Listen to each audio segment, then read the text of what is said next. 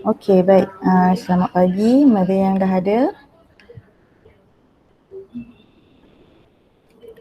Okey, kita teruskan. Nanti siapa yang lambat tu nanti dia join lah. Okey, kita masuk bab yang ke-6 hari ni, sokongan, pergerakan dan pertumbuhan. Okey, yang ni untuk tajuk ni kita akan tengok untuk haiwan, untuk manusia dan juga untuk tumbuhan. Okey, cuma untuk hari ni kita tengok dahulu untuk haiwan. Okey, haiwan je. Hari ni untuk tajuk 6.1 ni cikgu pisahkan dia, cikgu pecahkan dia kepada dua lah. Maksudnya bahagian yang pertama untuk haiwan, bahagian yang kedua untuk manusia tu cikgu akan sambung esok next class lah. Okey, 6.1 sokongan, pergerakan dan pertumbuhan haiwan. Okey, mula-mula sekali kita akan tengok ada 3 jenis sokongan pada haiwan. Sambil-sambil tu awak boleh tengok juga buku teks awak. Okay, kita ada 3 jenis sokongan pada haiwan. Okey, rangka ataupun sokongan ini lebihnya kita panggil rangka lah. Okey, rangka ialah sistem sokongan kepada semua jenis haiwan. Terdapat 3. Tadi cikgu dah cakap terdapat 3 jenis sokongan pada haiwan yang kita akan belajar hari ini, iaitu yang pertama rangka dalam. Sekejap cikgu cari pointer.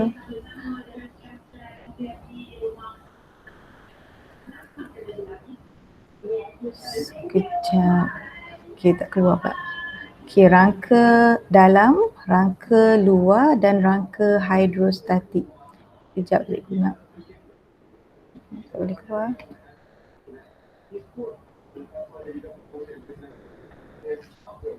Tak apa.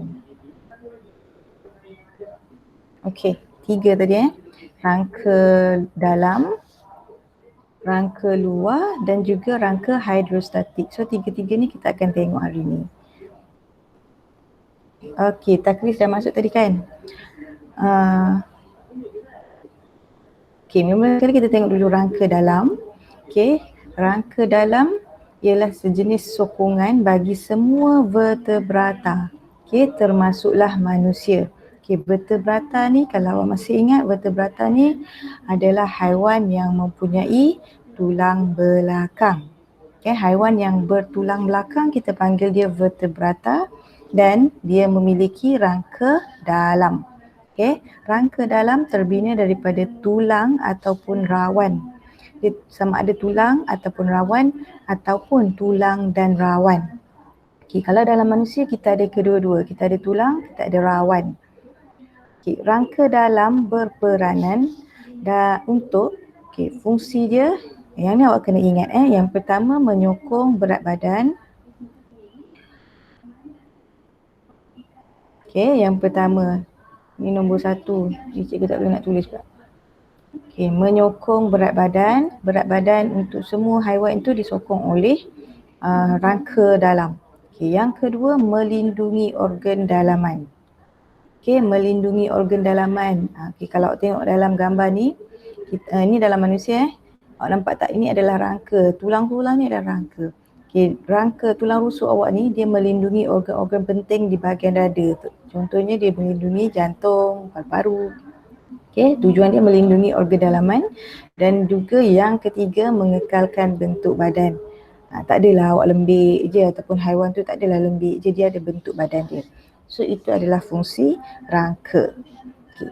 Rangka juga menjadi asas pautan. Okey, sekejap Sherlyn join. Okey, selamat pagi Sherlyn. Kita dah mula lah. Tak apalah, baru je mula. Okey, rangka dalam juga menjadi asas pautan bagi otot. Okey, maksud dia dekat sini, yang keempat lah. Okey, maksudnya dekat sini, otot-otot awak dia akan berpaut pada tulang.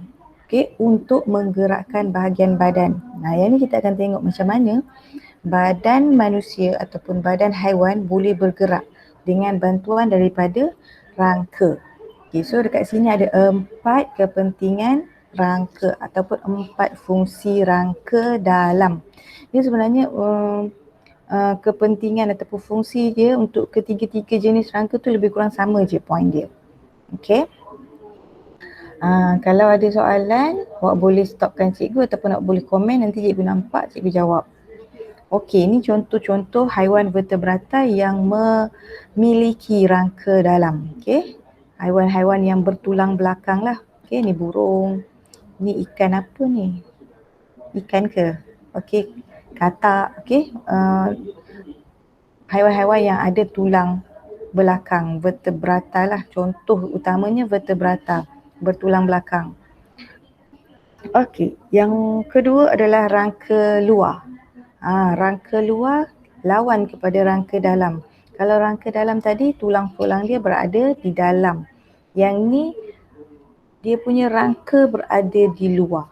Okay, dan rangka luar ialah jenis sokongan bagi kebanyakan invertebrata. Kebanyakan invertebrata, haiwan-haiwan yang tak bertulang belakang, kebanyakannya mempunyai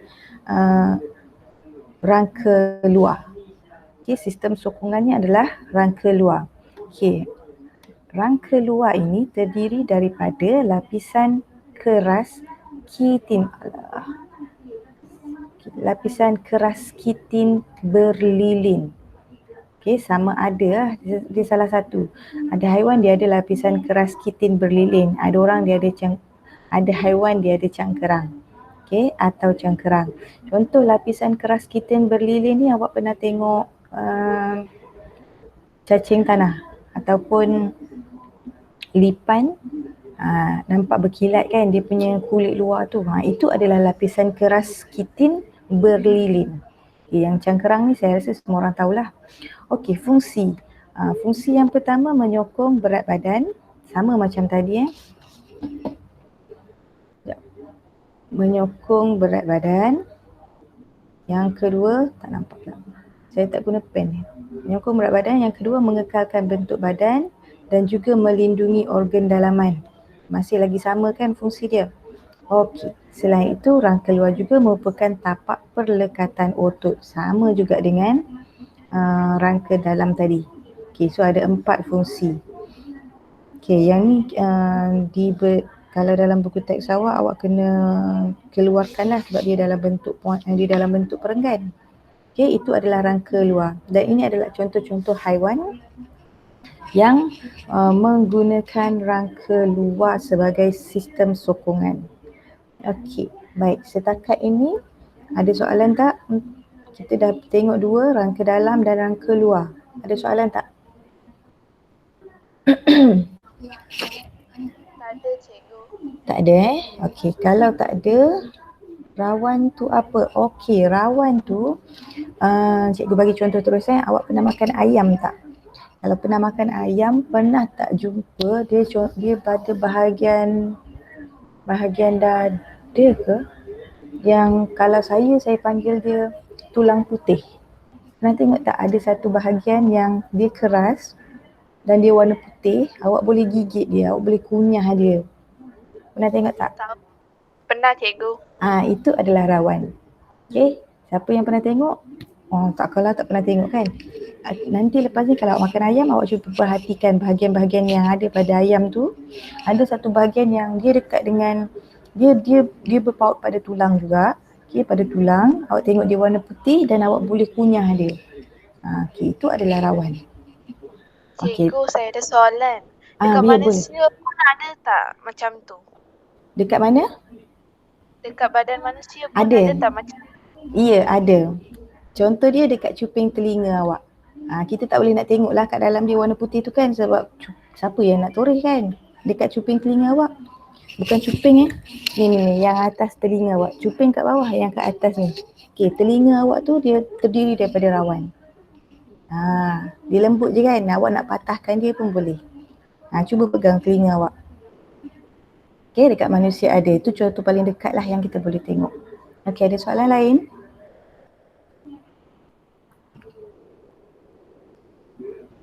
Kalau tak ada, cikgu teruskan rangka hidrostatik, rangka yang ketiga, sokongan yang ketiga. Okey, seperti mana awak tengok ini perkataan dia hydro. Okey, hydro maksudnya air. Okey, air. Jadi awak relatekan dengan jenis rangka ni, dia menggunakan bantuan air ataupun bendali. Okey. Sesetengah haiwan invertebrata yang berbadan lembut seperti cacing tidak mempunyai sebarang tulang di dalam badan.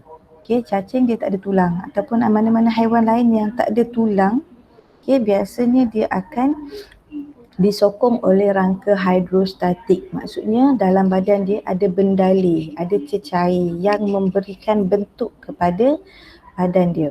Okey, rangka hidrostatik terdiri daripada dinding berotot. Okey, dia ada dinding berotot yang melitupi rongga badan yang diisi dengan bendali. Dalam badan dia ada bendali, dekat luar tu adalah dia punya dinding berotot kulit dia. Okey. Dalamnya ada bendali. Bendali itu yang memberikan bentuk. Contoh mudah macam mana? Bagi contoh mudah. Belon, awak tiup belon tapi dalam belon tu awak isikan dengan air. Jadi bila awak isi dengan air, belon tu akan membesar ikut bentuk air. Ikut bentuk air. Air tu yang akan memberi tekanan. Awak nampak belon tu bentuk bulat yang dalamnya ada air. Bukan udara tau, air. Awak masukkan air dalam belon tu. Macam itulah rangka hidrostatik bertindak. Okey, bendali ini menggunakan tekanan pada dinding berotot badan dalam semua arah. Okey, menyebabkan badan haiwan yang lembut tadi menjadi tegar. Okey, dia adalah bentuknya. Tapi bentuknya boleh berubah-ubah. Okey, dan rangka ini membantu mengekalkan dan mengawal bentuk badan haiwan tersebut. Okey, rangka hidrostatik juga mainkan peranan dalam pergerakan haiwan tersebut. Nanti hari ni kita tengok juga macam mana contoh cacing tanah tadi, Cacing ni dia bergerak dengan bantuan rangka hidrostatik. Nanti cikgu tunjukkan macam mana. Okey, ini adalah contoh-contoh haiwan yang menggunakan rangka hidrostatik. Okey, Zafira. Selamat datang, Zafira. Selamat datang. Selamat pagi. Okey, Zafira, cikgu dah masuk rangka yang ketiga ni tahu. Okey, yang pertama tadi rangka dalam, yang kedua rangka luar, yang ketiga rangka hidrostatik. Cikgu dah tunjuk dah. Okey, ni contoh-contoh haiwannya. Ni cacing tanah, ni kenal tak apa? Leech, lintah. Ni tapak Sulaiman, ni beluncas. Okey, ni obor-obor. Ni semua haiwan yang dalamnya ada bendalir. Okey, kemudian kita nak masuk bahagian yang kedua dah ni. Okey, bahagian yang pertama, siapa yang baru masuk tadi, boleh tengok 3 jenis sokongan pada haiwan.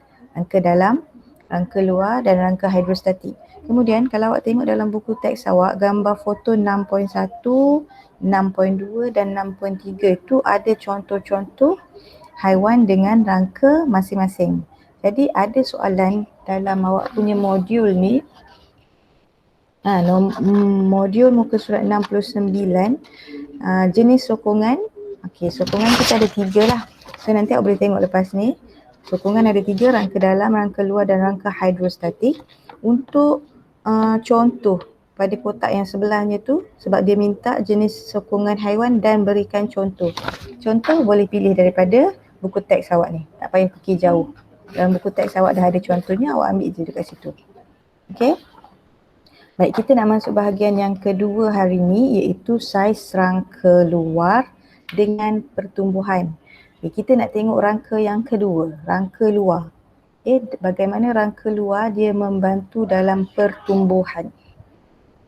Contoh gambar yang diberi dekat sini adalah gambar belalang. Nampak tak belalang? Ini belalang. Okey, ini belalangnya, ini badannya. Dan ini bukan kembar dia tahu. Ini adalah kulitnya yang sudah ditinggalkan. Biasanya haiwan dengan rangka luar ni dia akan melalui satu proses bersalin kulit. Dia akan salin kulit lama untuk kulit baru muncul. Jadi itu sebenarnya cara dia nak membesar. Bila badan dia semakin bertambah, dia akan salin kulit dia. Dia akan tinggalkan sarung yang lama untuk dapat kulit yang baru. Bila badan dia nak membesar lagi, dia akan tanggalkan kulit yang asal, dia akan keluar kulit yang baru. Okey, pertumbuhan boleh diukur dan dilihat dengan membina graf unit pertumbuhan melawan masa. Yang ni pada muka surat 116. Ada rajah 6.1 dekat situ, lengkung pertumbuhan. Okey, lengkung pertumbuhan.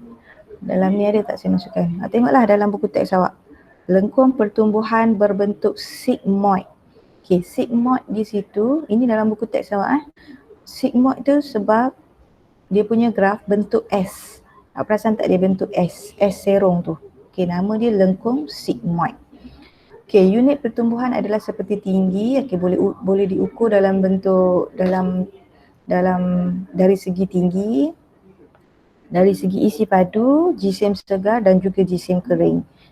Okey, ini maksudnya kita nak uji, kalau kita nak buat eksperimen, nak tengok adakah belalang ni tumbuh ataupun adakah belalang ni membesar.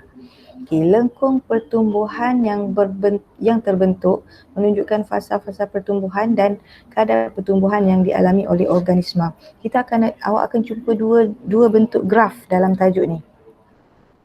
Ni ada pun saya letak. Okey, lengkung pertumbuhan berbentuk sigmoid. Okey, nampak tak bentuk dia? Bentuk S. So nama dia adalah S. Nama dia adalah sigmoid. Awak kena ingatlah ni. Memang suka keluar ni. Soalan objektif dia boleh keluar. Dia bagi pilihan ada 1, 2, 3, 4 graf. Dia minta lengkung manakah yang menunjukkan lengkung pertumbuhan sigmoid. Inilah. Okey, dia akan bagi pilihan pada awak. Itu kalau soalan lah. Okey, kita nak tengok lagi Lengkung pertumbuhan bagi semua organisma pada asasnya memang semuanya berbentuk sigmoid. Okey, asasnya ni tapak asas dia lah. Cuma corak pertumbuhan berbeza mengikut jenis haiwan, tapi lengkung pertumbuhan bagi haiwan dengan rangka luar adalah berbeza dan unik. Okey, ini asas dia akan membesar. Maksudnya lengkung pertumbuhan daripada kecil dia akan membesar, naik. Okey, ni pertumbuhan dia rancak. Kalau curam maksudnya pertumbuhan dia membesar dengan cepat. Okey, itu maksud lengkung sigmoid ni. Okey, untuk lengkung pertumbuhan bagi haiwan dengan rangka luar. Sebab hari ni kita nak tengok sekarang ni kita nak tengok pertumbuhan untuk haiwan dengan rangka luar dulu. So, seperti lipas dan belalang, dia berbentuk sigmoid juga tetapi berperingkat. Okey, sebabnya tadi cikgu dah sebutkan haiwan jenis ni dia ada lapisan keras kitin berlilin. Kitin yang bersifat keras dan berlilin dan tidak boleh mengembang. Okey, belalang tadi cikgu tunjuk gambar dia ada kulit keras dia, rangka luar dia. Kulit tu tak boleh membesar tau. Bila badan dia yang dalam nak membesar, kulit tu mesti dikeluarkan. Sebab tu dia salin kulit tu, dia buang kulit tu. Dan bila dia nak buang kulit tu, dalam dia dah ada kulit yang baru, yang besar. Tu maksud dia. Jadi disebabkan pertumbuhannya begini, maka kita akan dapat satu bentuk graf yang nanti kejap lagi ada tunjuk lepas ni. Okey, sifat keras dan tak boleh mengembang ini akan menghalang pertumbuhan haiwan. Okey, kalau kulit yang kat luar dia tu tak dikeluarkan, maka haiwan tu tak boleh membesar. Okey. Jadi bagi mengatasi masalah ni, haiwan ni akan menanggalkan rangka luar berulang kali sehingga mencapai peringkat dewasa. Macam awak tengok belalang tadi, daripada dia kecil, bila dia nak membesar, contoh hari tu dia nak membesar, bahagian dalam badan dia tu dah bersedia dengan kulit yang baru, kulit yang luar tu akan mengering dan akan tertanggal. Tu cara dia. Okey, dan satu lagi term yang penting, sebutan yang awak kena tahu hari ni adalah ekdisis. Di mana ekdisis ni adalah nama proses dia salin kulit. Boleh tanya juga dalam soalan ni. Apakah maksud ekdisis? Ekdisis adalah proses penanggalan kulit. Okay, proses salin kulit. Semasa ekdisis, rangka luar yang baru dan lembut telah terbentuk. Ni rangka yang baru dah terbentuk di bawah rangka yang lama. Rangka yang macam mana nak cakap, lapisan dalam, lapisan luar yang asal. Untuk rangka yang baru, yang lebih besar, dia dah terbentuk dulu. Cikgu dah cakap tadi kan, dia terbentuk dulu, barulah yang kat luar tu dia akan mengering dan tertanggal. Okay, nampak ni pun haiwan yang salin kulit juga. Tapi saya tak nampak dengan jelas lah haiwan apa. Okey, ni adalah graf pertumbuhan untuk haiwan yang mempunyai rangka luar. Nampak tak? Dia makin naik juga. Cuma dia berbentuk tangga. Sebabnya dia punya saiz tu bergantung kepada jenis, bergantung kepada masa dia salin kulit tu. So, contoh macam ni lah. Bahagian menegak. Kenapa saya punya mouse ni? Okay, bahagian menegak menunjukkan pertumbuhan berlaku secara mendadak. Nampak tak menegak? Ni menegak. Okay, ni menegak. Okay, berbanding dengan bentuk S tadi. Tak cantik pula. Macam tu. Okay, yang tadi bila dia naik ke atas macam ni, waktu tu adalah waktu pertumbuhan dia berlaku. Okay, rancak lah. Dalam rangka luar ni, dia punya pertumbuhan kita boleh nampak dengan jelas. Okay, waktu dia menegak ni, dia sedang membesar. Okay, bila dia mendatar ataupun melintang ni, menunjukkan pertumbuhan sifar, tak ada pertumbuhan. Maksudnya dalam keadaan yang melintang ni, dia tak akan membesar. Dia tak akan membesar sampai satu tahap, barulah dia salin kulit dan dia membesar. Okay, sini pula dia tak akan membesar, saiz sama je sampai dekat sini, barulah dia akan salin kulit dan saiz dia membesar. Itu tangga, itu bentuk tangga. Okay, rangka baru yang lembut dibina di bawah rangka yang lama. Okay, itu adalah untuk ekdisis lah. Okey, apa yang berlaku semasa ekdisis adalah haiwan berangka luar, dia akan sedut udara bagi mengembangkan badan dia. Okey, dia akan sedut, so dalam badan dia banyak udara, so badan dia akan jadi besar. Okey, tindakan menyedut udara ini akan memecahkan rangka luar yang lama, yang keras tu. Rangka luar dia kan keras. Bila dia sedut udara masuk banyak, badan dia akan mengembang, dia pecah. Okey, dia akan pecah. Okey, Okey, Sarania. Okey, hai Sarania. Cikgu dah mula tau. Okey, tak apa, awak join je. Okey, pertumbuhan pesat akan berlaku untuk penambahan organisma sebelum rangka luar yang baru mengeras. Okey, tadi masa rangka luar dah pecah tu, dia kan dah standby rangka yang lama. Okey, rangka yang lama, rangka yang baru. Rangka yang baru tu dia masih lagi lembut. So, masa dia lembut itu adalah proses di mana belalang tu akan membesar. Okey, yang tangga menegak tu, jadi waktu tu dia akan ambil untuk membesarkan badan dia sebelum rangka yang baru tu keras. Bila rangka baru dah keras, so tak boleh bertambah lagi dia punya saiz badan. Jadi, dia nak membesar lagi, dia kena tunggu next ekdisis. Okey, saiz rangka luar dengan pertumbuhan lagi. Dia akan mengalami beberapa peringkat. Yang ini penerangan kepada graf lah. Okey, peringkat nimfa, haiwan tersebut makan dengan banyak untuk bina tisu-tisu baru. Okey. Okey, so yang ni semua untuk ekdisis adalah untuk rangka luar. So ingat, tulislah kat mana-mana awak punya nota. Proses ekdisis adalah hanya untuk organisma yang mempunyai sistem sokongan rangka luar. Dan dalam tajuk ni juga dia akan tanya graf tadi, graf sigmoid, dan kaitkan dengan graf bentuk tangga tadi. So ini adalah untuk rangka luar. Okey lagi tak untuk rangka luar? Siapa tadi yang baru masuk? Sarania yang baru masuk tadi, nanti awak tengok cikgu dah letak nota ni dekat Google Classroom. Nanti dekat grup Telegram pun cikgu forward jugalah untuk siapa yang join lambat dan yang tak join. Okey, ada soalan tak? Kalau tak ada, cikgu nak teruskan dengan rangka hidrostatik yang membantu pergerakan. Ada soalan? Ada soalan? Tak ada, cikgu. Tak ada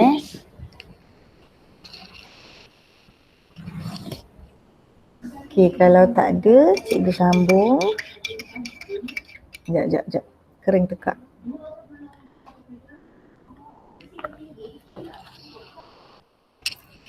Awak semua dah makan ke? Okey, so sekarang cikgu nak tunjuk untuk awak tengok muka surat 118, 119. Kita nak tengok macam mana rangka hidrostatik membantu haiwan tersebut bergerak. Contoh yang paling mudah kita ambil adalah cacing tanah. Okay, cacing tanah dia mempunyai rangka hidrostatik, iaitu ruang dalam badannya ada bendalir. Okay. Cacing tanah dia bergerak di atas tanah dengan bantuan keta. Okay. Dalam gambar ni ada ditunjukkan keta, nampak macam unjuran-unjuran halus, okay, iaitu bulu yang terdapat pada sisi badan. Dia macam bulu jugalah ni. Dia yang akan membantu badan dia bergerak. Okay, terdapat dua jenis otot pada dinding badan cacing, iaitu otot lingkar dan otot membujur. Okay, otot dia ada dua jenis. Satu otot membujur, nampak tak ni adalah otot membujur. Okay, otot membujur. Satu lagi otot lingkar, dekat luar dia ada otot lingkar. So dua otot ini dia akan saling bergerak secara berlawanan. Kalau otot membujur mengecut, otot lingkar dia akan mengendur. Dia berlawanan, tindakan dia adalah antagonis antara dua otot ni. Awak kena ingat dua otot ni, otot membujur dan otot lingkar. Tindakannya adalah berlawanan. Okey, saya tunjuk video dulu pada awak. Tengok video tak? Saya tunjuk video dulu macam mana cacing tanah bergerak. Okey, Takris, sabar. Saya tunjuk. Mana?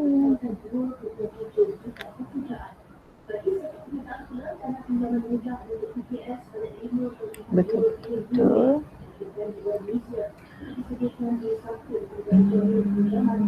Proses sains ini tempat. Okey.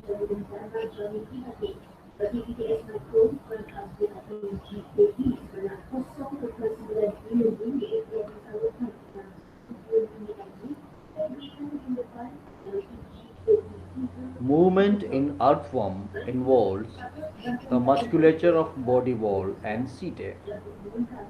The worm's body undergoes extension, anchoring and contraction during the course of its progression. A wave of contraction affecting circular muscles begins at the anterior end and travels posteriorly. These cause the body to become thinner and longer. This is followed by another wave of contraction affecting of body. This is again followed by the wave of thinning, and the process is repeated alternately. Each wave of circular contraction causes the segments affected to move forward. But the segment is a setae of longitudinal contraction does not move as they are anchored to the ground by the protruded setae. Setae always project out during circular contraction. It has been calculated that by this method, the earthworm travels a distance of about 25 cm to 30 cm in a minute. When the direction of waves is reversed, the worms crawl backwards. During locomotion, coelomic fluid serves as a kind of hydraulic skeleton or hydrostatic skeleton. When compressed due to contraction of circular muscle, it provides stiffness to body and aids in relaxation. of longitudinal muscle. Okey. Awak nampak tak macam mana dia bergerak? Sekejap Okey. Okey, nampak macam mana dia bergerak?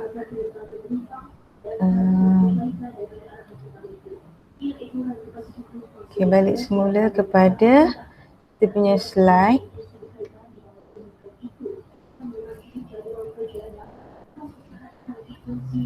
Okey, tadi ingat cikgu ada sebut ada dua otot. Satu otot lingkar, satu otot membujur. So dua-dua otot ini dia akan bertindak secara antagonis. Jadi siapa yang ni contoh kat depan ni. Otot lingkar mengendur, otot membujur dia akan mengecut. Dia berlaku pada bahagian yang gemuk kat depan ni. Nampak tak dekat sini? Apa yang berlaku dekat sini? Otot lingkarnya mengendur dan otot membujur mengecut serentak. Okey, manakala apa yang berlaku pada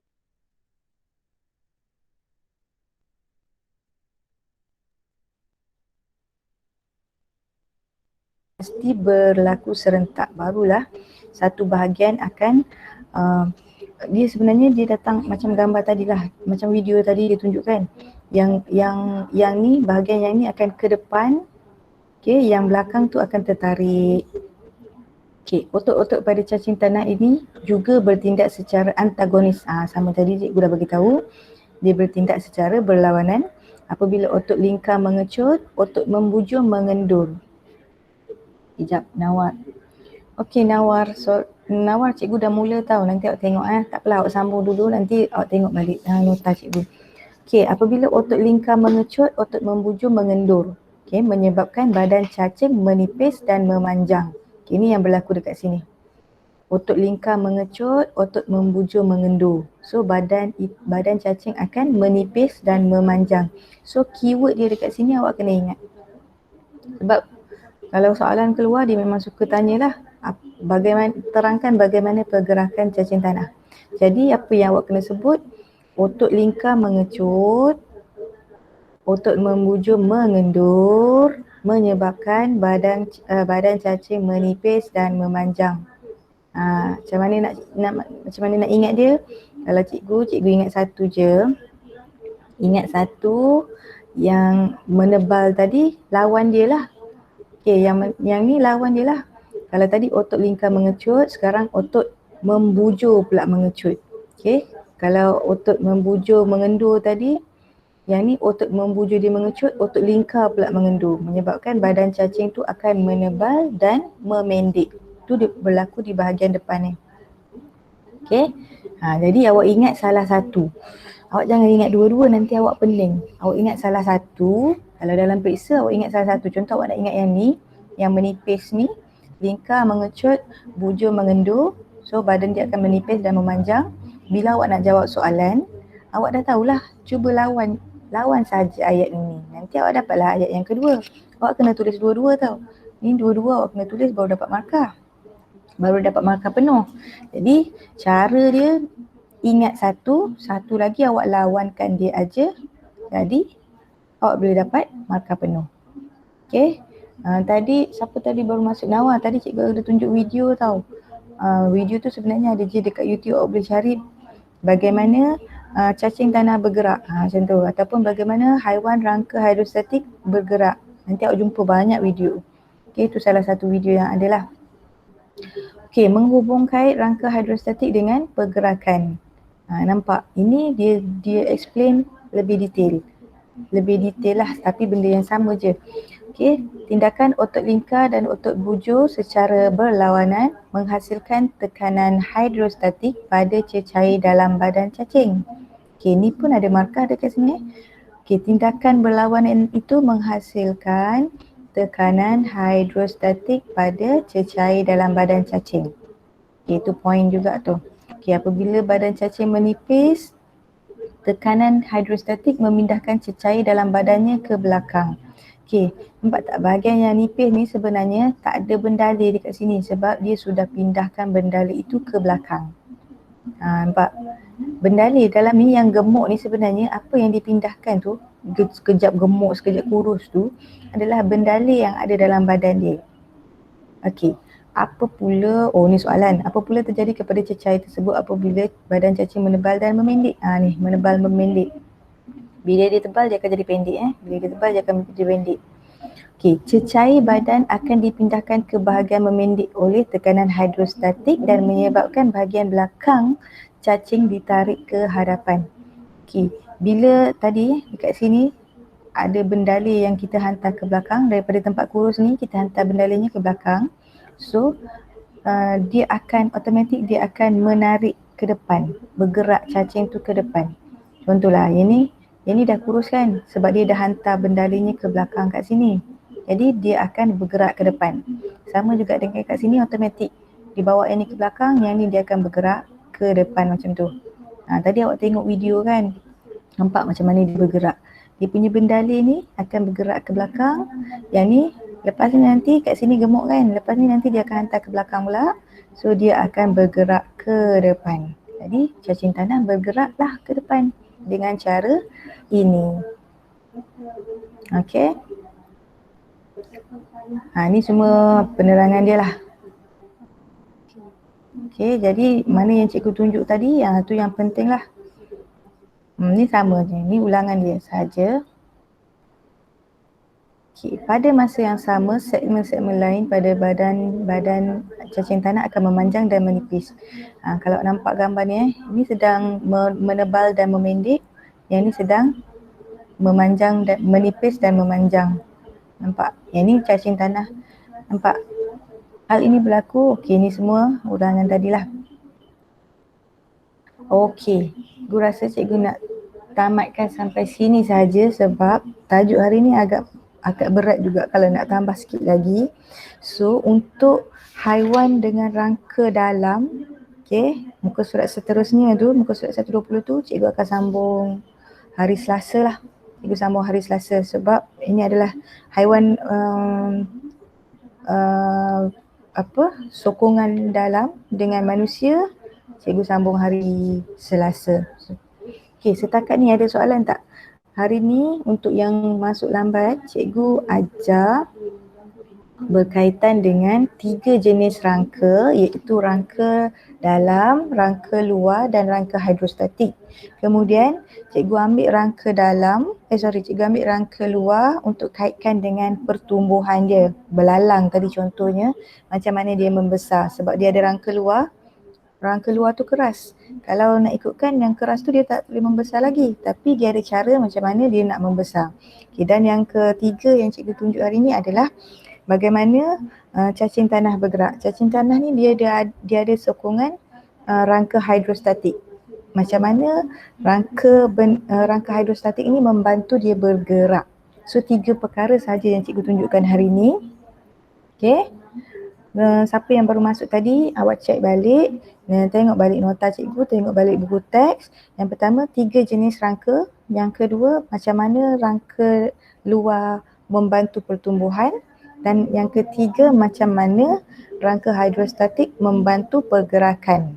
Okey, 3 benda sahaja cikgu tunjuk hari ni. So, kalau ada soalan boleh tanya dulu sebab cikgu nak tamatkan. Tak adalah guna sepenuhnya 1 jam. Lepas ni awak nak siapkan modul kan? Okey, ada soalan tak?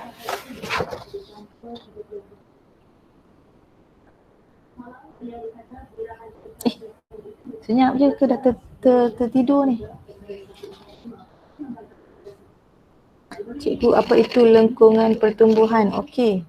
Patah balik lengkungan pertumbuhan. Ada soalan lengkungan pertumbuhan. Okey, lengkungan pertumbuhan serangga. Okey. Okey, lengkung pertumbuhan serangga ataupun dia sebenarnya untuk pertumbuhan ni kita tengok untuk haiwan yang ada rangka luar. Okey, lengkung pertumbuhan ni maksudnya macam mana dia membesar. Daripada dia kecil, saiznya akan makin besar. So, yang awak nampak dia rata ni maksudnya pertumbuhannya perlahan. Yang awak nampak dia tinggi naik curam ni pertumbuhannya rancak waktu ni, cepat. Okey, maksudnya boleh jadi kalau kita timbang jisim dia naik dengan cepat. Okey, dalam masa ni. Kemudian bila dia mendatar ni maksudnya pertumbuhan dia sudah sifar, tak ada pertumbuhan lagi. Dan untuk tajuk pertumbuhan ni kita tengok pada haiwan dengan rangka luar. Okey, contohnya belalang. Okey, belalang ni macam mana dia nak membesar? Kalau awak fikir dia punya rangka kat luar ni keras. Ni rangka dia ni rangka yang sudah dikeluarkan ni. Rangka dia keras. Sekejap cikgu besarkan.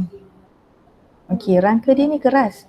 Kalau ikutkan belalang ni tak boleh membesar sebab ada rangka ni. Rangka dia macam awak bayangkan Robocop ataupun robot ke dengan sarung yang keras kat luar tu, orang yang kat dalam tak boleh nak membesar.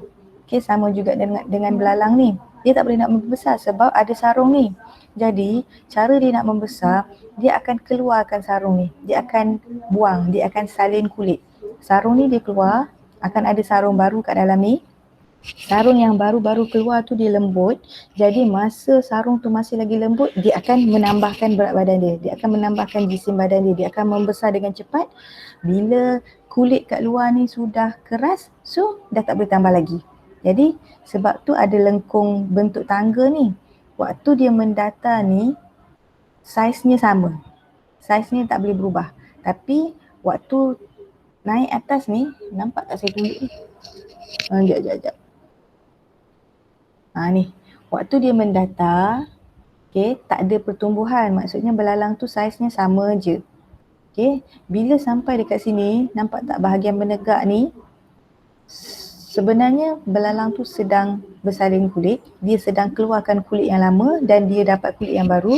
Kulit yang baru masih lagi lembut, so dia membesar dengan cepat. Sebab tu pertumbuhan dia cepat kat sini. Sampai satu tahap, kulit luarnya dah keras, so tak ada lagi pertumbuhan dekat sini. Okay, maksudnya bila sampai dekat sini dia boleh lagi naik membesar.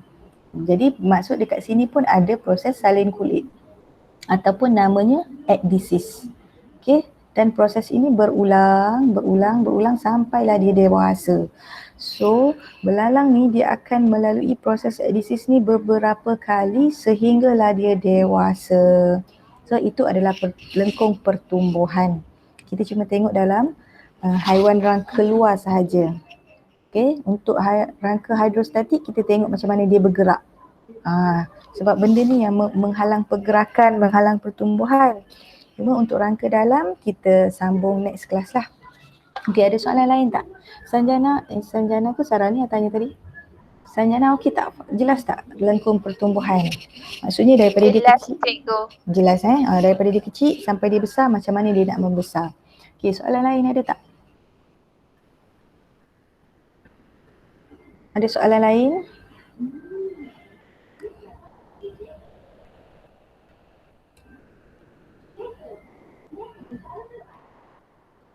Okey, kalau tak ada soalan lain, cikgu rasa cikgu nak tamatkan di sini dululah. Okey, dan jangan lupa tak ada. Okey, Nadia dah respon tak ada. Okey, baik. Jangan lupa awak punya latihan 1 muka surat 69 tu, latihan 1. Latihan 2 tu nampak tak? Plotkan lengkung pertumbuhan serangga dan labelkan peringkat insta, dewasa dan ekdisis. Yang ni yang gambar tangga tadilah. Awak kena lukis. Kemudian latihan 3 bagaimana cacing bergerak tadi. Okey, sampai latihan 3 je awak buat. Okay, nanti cikgu betulkan dalam tadi dekat kelas, grup kelas tu cikgu cakap sampai latihan 4 kan. Sebab latihan 4 cikgu tak ajar lagi, so awak buat sampai latihan 3 sahaja. Okay, itu sahaja.